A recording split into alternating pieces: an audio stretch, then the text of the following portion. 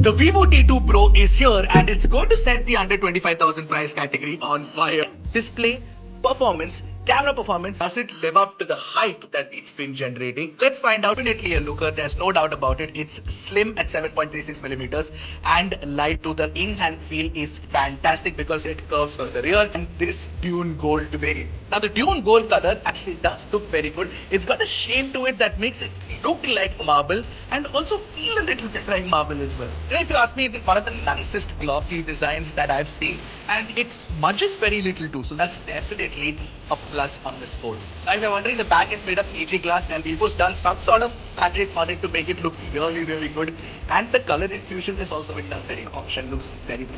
Now the camera module is a large rectangular unit on the top left corner and you've got two cameras on the and apart from that an aura light flash. As a type C photo is a single sequence A and of course SIM slot 3 with distance 2 nanometers. The setup still sounds very good. It's loud and it's rich with 3 days.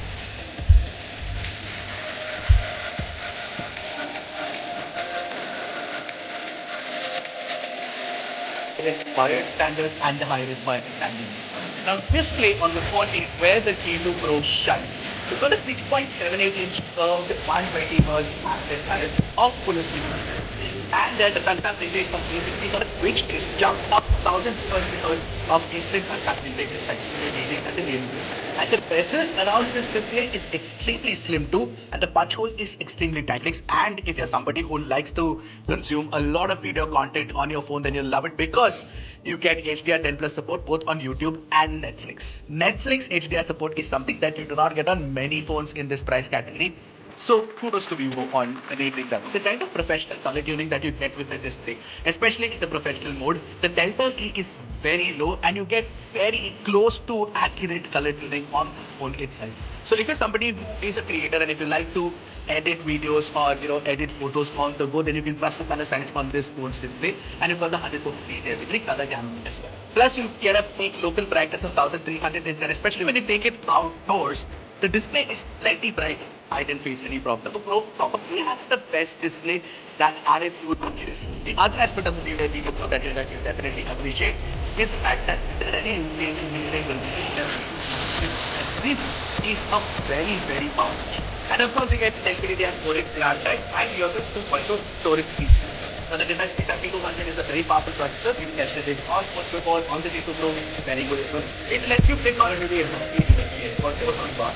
and the best part is that it is a very stable processor. So in our stability test, the phone performs accurately, there's absolutely no problem. And the phone doesn't heat up or not performs very easily. And if you're somebody who doesn't care about heating that much and you just want to use the phone, friendly response is very good. And it's why asking for daily members would the T2 Pro actually does perform accurately when it comes to daily usage and gaming with the battery and technology. There's support for Wi-Fi 6, which is a standard that is not present on many phones in this price category, and you also get support for all 5G bands, almost all 5G bands that are important. And you get a fairly large 4600 mAh battery and a 66-watt flash charge support as well. And this charger is available within the box too. Now the software running on this is FunTouch OS 13 based on Android 13. Now FunTouch OS 13 is definitely feature rich, but it could have done with a little bit more polish. Now with respect to pre-installed third-party apps, there are a few pre-installed apps, but all of them can be uninstalled and a few of them are actually very useful. For example, people might have use for Snapchat or LinkedIn. Now you do see hot apps and hot games when you start the phone, but they can also be switched off from the V-Apps store as well.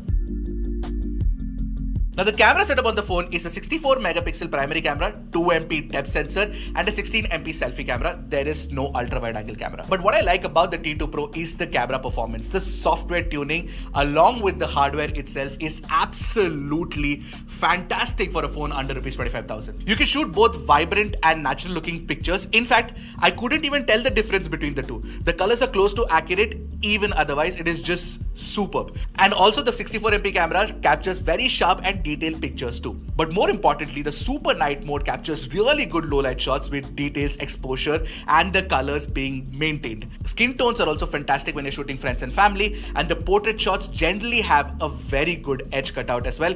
This is a very reliable camera system if you want to shoot your friends and family a lot. Also, if you're somebody who likes taking selfies, you don't have to worry about the fact that Vivo generally does very good selfies, and it's reliable in all kinds of